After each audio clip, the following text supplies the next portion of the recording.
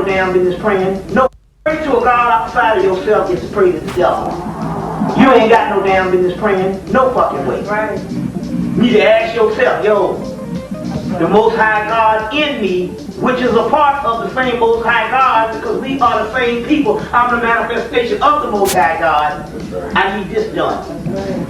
You gotta understand, it's a mind thing that you gotta understand, because we're gonna get into the God school on what we gotta do here. Because they change everything around here. It's gotta be that way. It makes sense. You've been catching hell. Niggas dying all over the damn place. You understand what I'm saying? And nobody works. We can properly say this without being arrogant in the context, because there's nobody that has worshipped Jesus like we have. That's right. That's right. And ain't no way in hell that Jesus is a... First of all, the whole concept of this, what kind of damn God would be that shallow that if I call on his name and worship him, he gonna bless me and don't bless another other motherfucker? But then it gets worse than that. If you black and call on his name, your ass still don't get blessed. That's right. But whenever your own energy do some shit, you so fucked up, you still say praise that bastard. Yes. See, this is some amazing stuff. You get to just what I'm saying here. This is some amazing stuff on what's going on here, because we got to change our thinking. We'll go into that later on also too. The word higher is the Greek word. The Hebrew word is hail. The Christian word, or the Coptic word, is hell, which means physical body and physical earth. That's the Hermetic term. So we live in hell. That's right. Physical body and physical earth. You got three kind of men in the world. Actually, there's two. But there's three based on how fucked up it is. There's two men in the world. You got the Gnostic, which means gnosis. It comes from the word gnosis, and you look at the word, it means genoisis. Genes of Isis, or Genesis. The original man. The Gnostic man, which is the immortal man. He's an immortal. The second man is called the psychic man.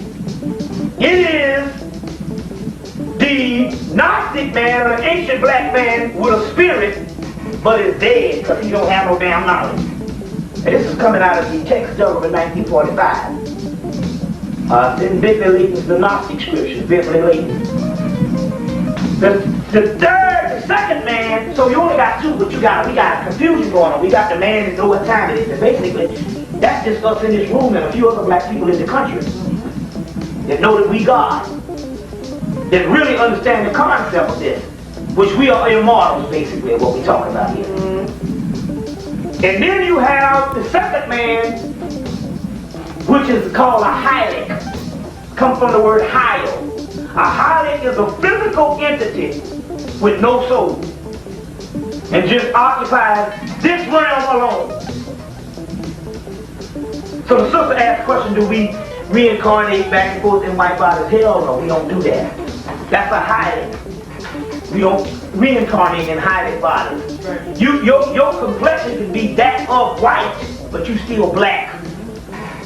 But the hylic, that's what you're talking about. That's the name for the white man, the hylic. No soul, but occupying a space along with us, and we are fooled into thinking that he's a part of us. The four horsemen in Apocalypse is also the four elements. The fifth is your body. But the four elements, earth, air, water, fire, the four elements. The fifth is your body. Which you get the movie Fifth Element, written by a 15-year-old.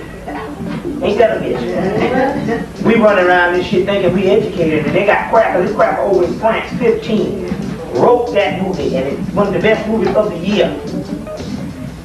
Then you get the movie NBC Clone. Anybody saw this? Yeah. Very few you understand the movie, because the movie did not say that cloning was not impossible. They just kept saying it was against the law. And it's only against the law, it's only against the law based on, you can't go and make no clones. But the Illuminati is not a part of that law, so the secret government can make all the hell they want. And basically, they have already objective accomplished, a mission accomplished when I get into this clone war in a few minutes. And you try to understand what I'm dealing with this particular time. You got this movie that came out yesterday. I saw the screening of it Wednesday, called Gattaca. Now remember, I came to you last time I was here, and I told you, see, this is some beautiful shit. Shit's bear with me. I told you that they got white people, and when they clone them now, they can clone out different pathologies and different blemishes, and they make them perfect. But I noticed this shit up in Atlanta. I'm seeing white hillbilly motherfuckers walking around looking like come off of Elle magazine. Just about the majority of the white people I see down there, they look perfect, well, good, and they well behaved. I only see flaws in the black people. Now what is this?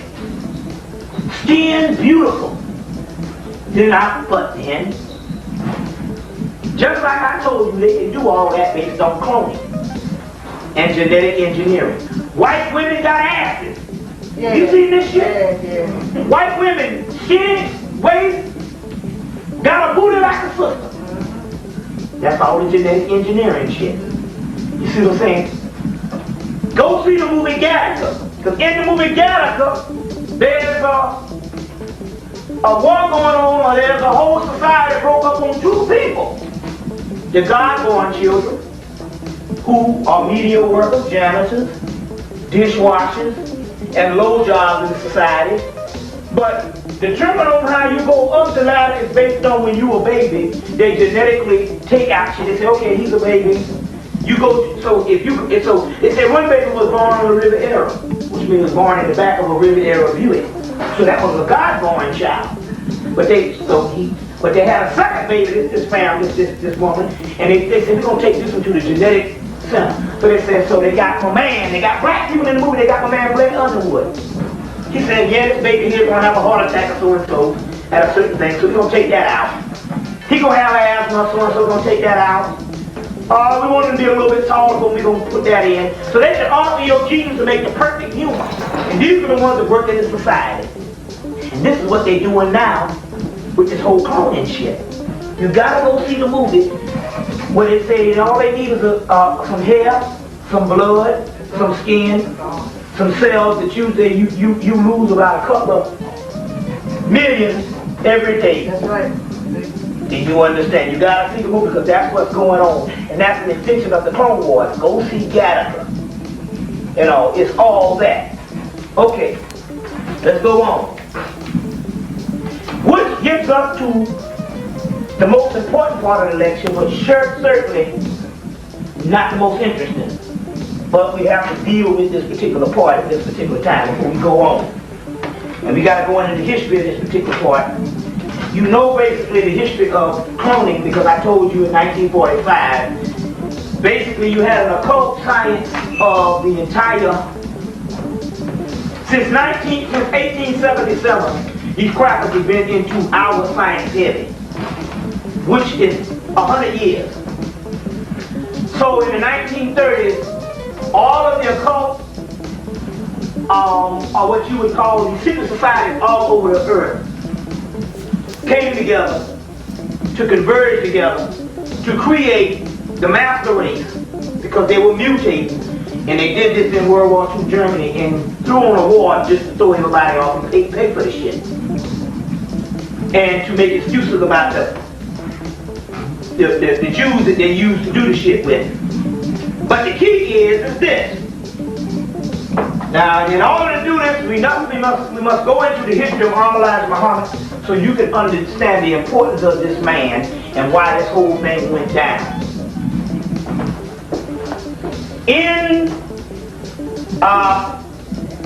If you can, I don't think I brought it because I bring it. I was in, these crackers was always dealing with stuff.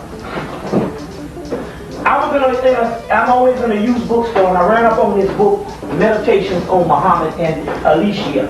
But it's talking about Elijah, it's talking about Muhammad. Not Muhammad, Elijah. I'm going to tell us something. Meditations on Elijah.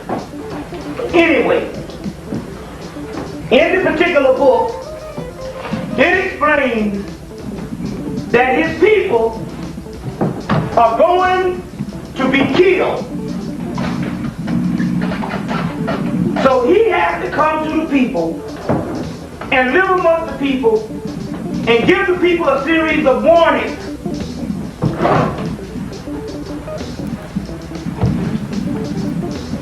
Because he has a vision of what's going to happen. Now this is, y'all got to listen to this. We got to break this down. This is very important. You got to get the tape. You got to study this shit. We're going to go into this particular part because we just not understanding what's actually happening 20 years later. All right. The Honorable Muhammad comes in 1931 with Massacre on Muhammad. So 1931 starts this thing. During the same time, Adolf Hitler was coming to power in Germany, which would be the New Age cult messiah, which would kill all of Europe, but on the other hand, cloning would come out of this thing with the master race. Now, he comes, and he gives the people a series of warnings, mainly you dealing with a vile, cold devil, the beast. He stays on the path, he stays on from 1931 to 1975. How many years is that? 44 years. That's 144,000. He stays for 44 years after coming into consciousness and teaches. There's one of the guys they call the first resurrection of the nation. There was a guy by the name of Brother Jabril. Now Jabril Muhammad is one of the supposed to be, he wrote one of the books, he wrote a book on Honorable Muhammad that later on changed around and put Farrakhan aside recently as the Messiah thing. But when he was in his heyday, the Honorable Muhammad said this is a scientist because he would write down everything and study all of the stuff. So he would come to him and he told him, he said, he came to him like in 1968. And he begged and he pleaded. He said, I just got up, I was begging and I was pleading with the gods for an extension. I was begging and I was pleading with the gods for an extension. Now all this damn shit I said, you used to ask the whole shit from Nation of Islam. Well, what the fuck is they doing in the white man book? 19, let me see the year on this thing. They don't even have a year on it, but it looked like a book from at least no later than the 1950s. Same shit on what Jabril was saying in the Nation in 93 when he was saying, I was up and the man said, I came and I begged and I pleaded with the gods to give these niggas an extension. Give us an extension. They say, because these no good bastards blew it. They were faced when the certain knowledge came on the planet that the white man was the devil. They came into what is called a decision. They had two opposing forces. They had it ever since the damn 20s. But it came to a head in the 1950s when you had to choose between Honorable Muhammad or Martin Luther King. And we took the government agent shit because the government was too damn powerful. And it was a valley of decision. In this particular book, if you read between the lines, you're going to have to start learning how to read metaphysically. In this particular book, the Kabbalah and the Exodus is talking about right now from the last damn 40 years of what the hell's been going on. But it says in the first chapter, in the introduction, it says that most people look at the Exodus as some form of something that happened in ancient Egypt. But if you understand, he's basically saying if you understand the real thing of the capitalistic shit is happening in the modern time. This is the damn Exodus. Now in this book, they got a chapter here called the Valley of the Decision, where we had to make a decision. And we followed the wrong damn man. Now in this book, a man witness that said that he pleaded with him to give the extension. Because he knew that before he left, he was supposed to kneel down and pray for God to bring the storm down on the niggas because we hard-headed and stiff-necked. Now they said that they said that he used to say that in the Nation. They said it also in Arnold Post's book, The Mystic Trends in Judaism. They was talking about us, the real Hebrew, the real Egyptian, and all that. Because even in the 12 tribes of Israel, Egypt is a tribe, Cush is a tribe, and basically all Samaria, the whole Africa, and all of that is talking about black people. Israel, Isis, Rael. Y'all getting this? So now, to speed this thing up, we had to make a decision. We chose to go with Martin Luther King, and they brought out all the black leaders and paid them off in the damn 70s. All the civil rights all-stars and shit. Even the revolutionary folks that paid them off. Some of them, a lot of them. They either died or they got paid off. Half your Black Panthers now is motherfucking damn Uncle Tom bootlegging niggas now. And the ones they couldn't turn, they took out. Now,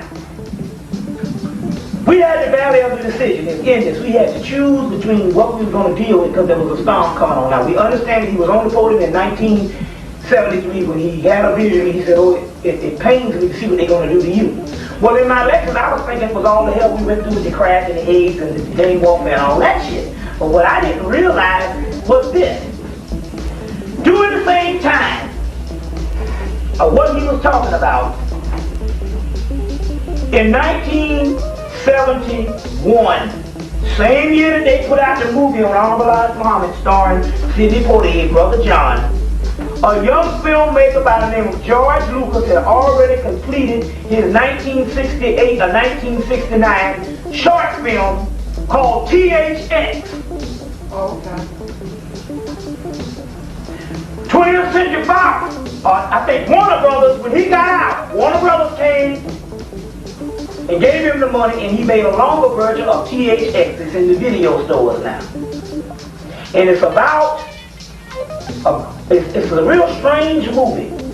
But in the movie, Robert Duvall is one of these people, and basically everybody there is down there is taking over. They're some type of robot or some type of slave. But if you see it, they got a policeman beating it. They got a policeman beating the shit out of a black person. Just a Rodney King shit. Estimation. And there are no black people in the movie. The black people are like but they're all on TV. In the mention